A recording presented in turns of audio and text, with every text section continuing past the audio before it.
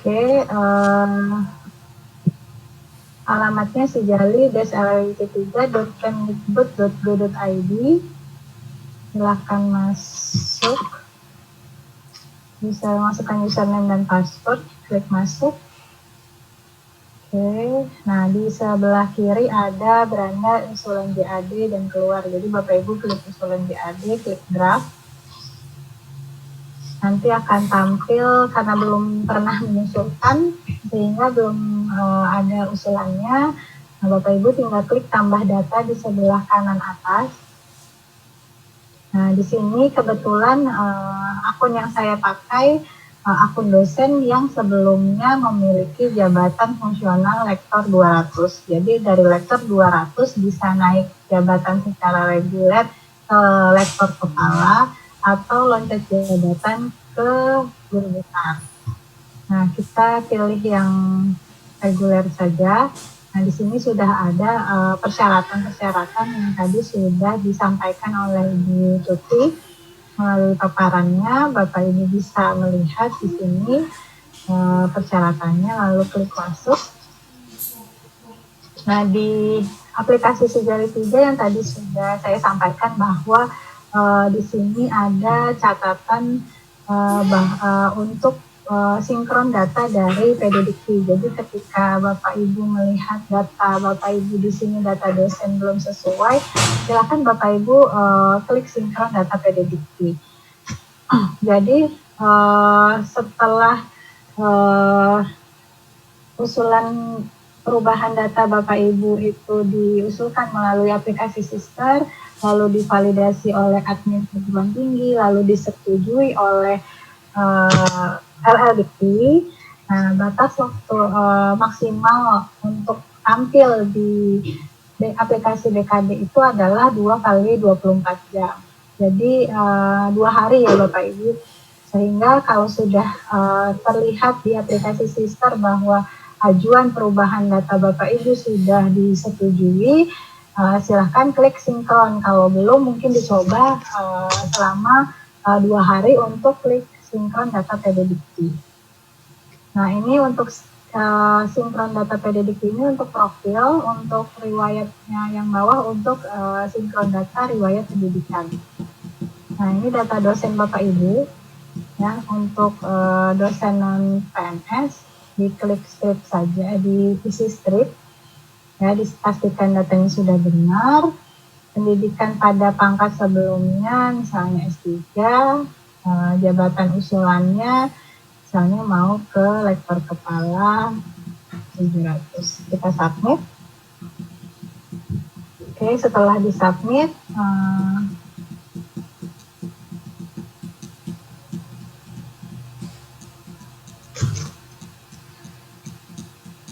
datanya sudah muncul di draft. Nah, di sini Bapak Ibu bisa klik tombol yang biru untuk masuk. Nah,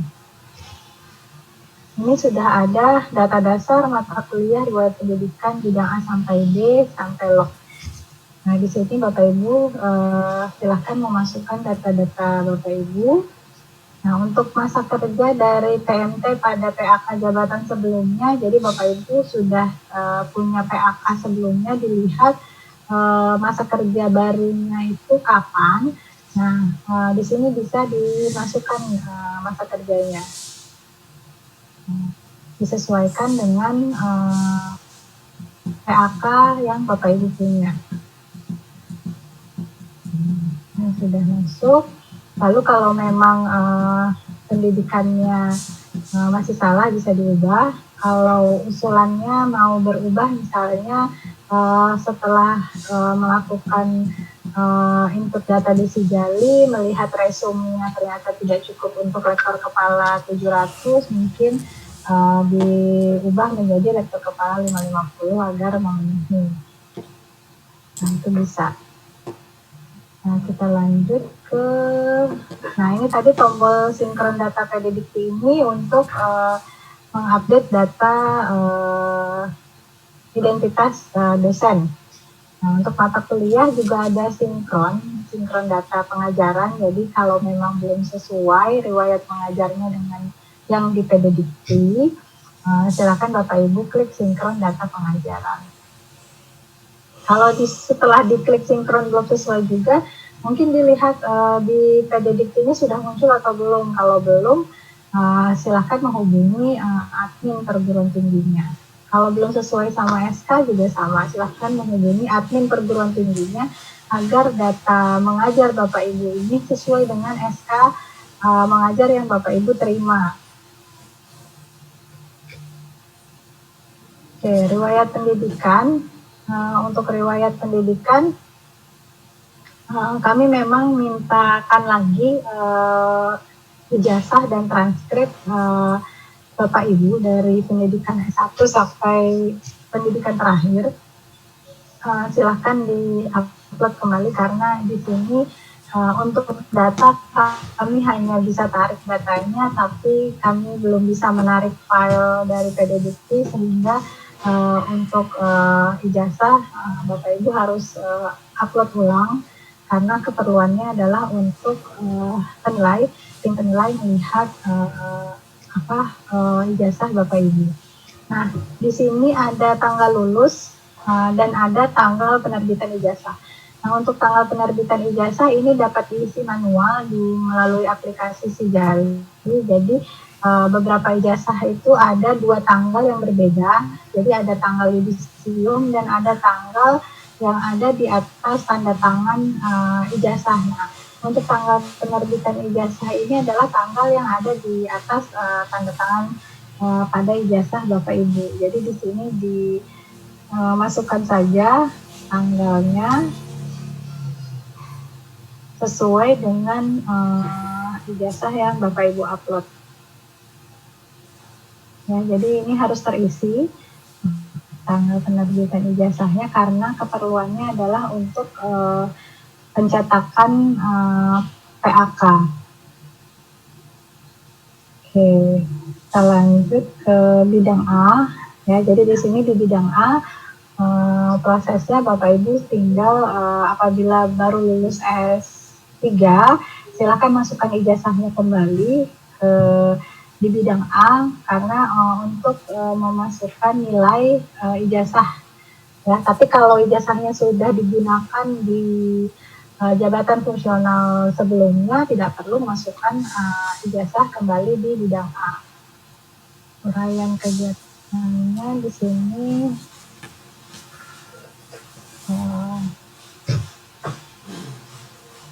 S3 ya. Tanggal ijazahnya dimasukkan salah satu ijazah, simpan.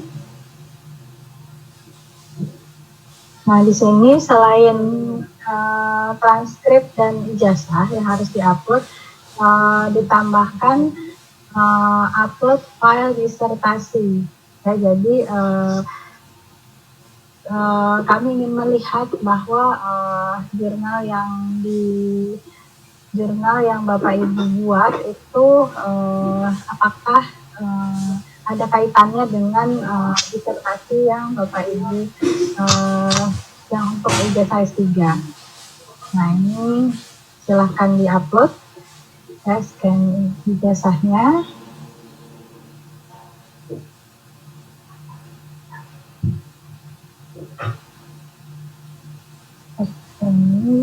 Nah, apabila sudah terupload, tombolnya berubah menjadi hijau. Kalau belum terupload, tombolnya masih kuning. Kalau mau edit, silahkan edit pakai tombol yang kuning. Kalau mau hapus, langsung dihapus menggunakan tombol yang merah. Kita kembali ke detail. Nah, untuk pelaksanaan pendidikan mengajar, Bapak Ibu bisa klik tambah, pilih semester, tanggal surat tugas, masukkan file surat tugasnya. Nah, untuk mata kuliahnya silahkan Bapak Ibu pilih mata kuliahnya, jumlah SKS-nya, dan jumlah kelasnya. Nah, apabila dalam satu semester ada 2 mata kuliah, silakan tambah data. Ya, dipilih lagi mata kuliahnya, semesternya, dan jumlah SKS-nya dan jumlah kelas, lalu simpan. Ini sudah langsung terisi dengan angka kreditnya. Jadi Bapak Ibu tidak perlu menghitung ulang, sudah dihitung oleh sistem.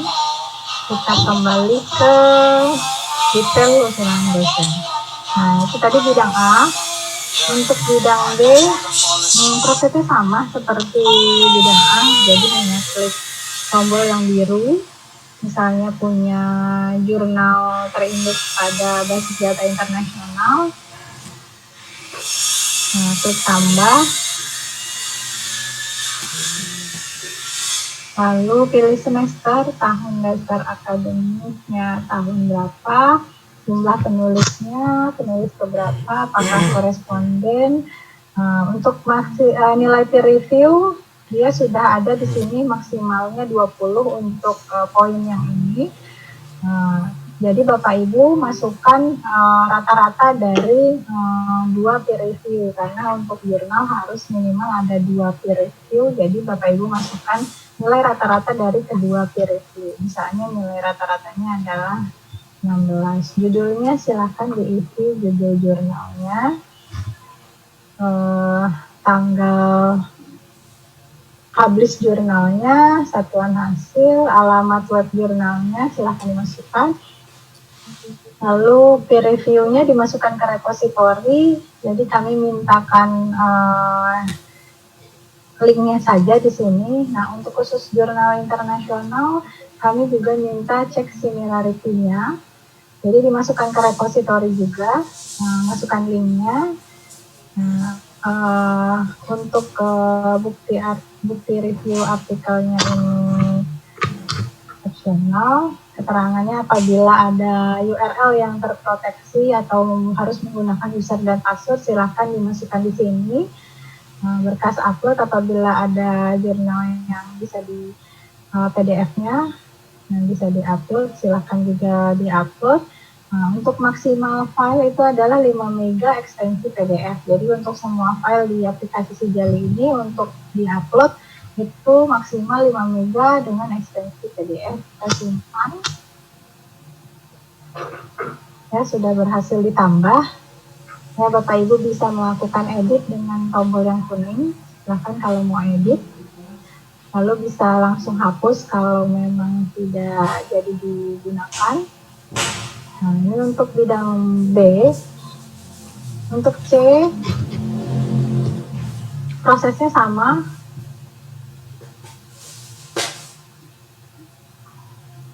Prosesnya sama seperti yang lain. Misalnya memberi pengumuman yang insidental, kurang dari 1 semester, kurang dari 1 bulan, silakan ditambah dasarnya ganjil atau genap, tahun dasar akademiknya, uraiannya,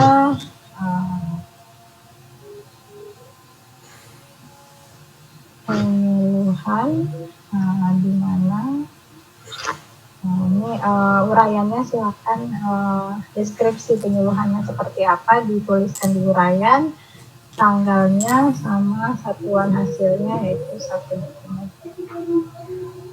Simpan.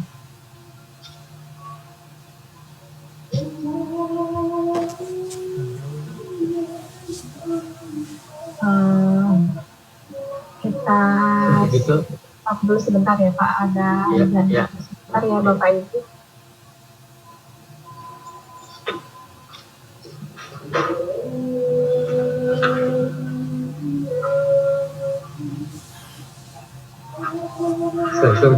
Pertanyaannya satu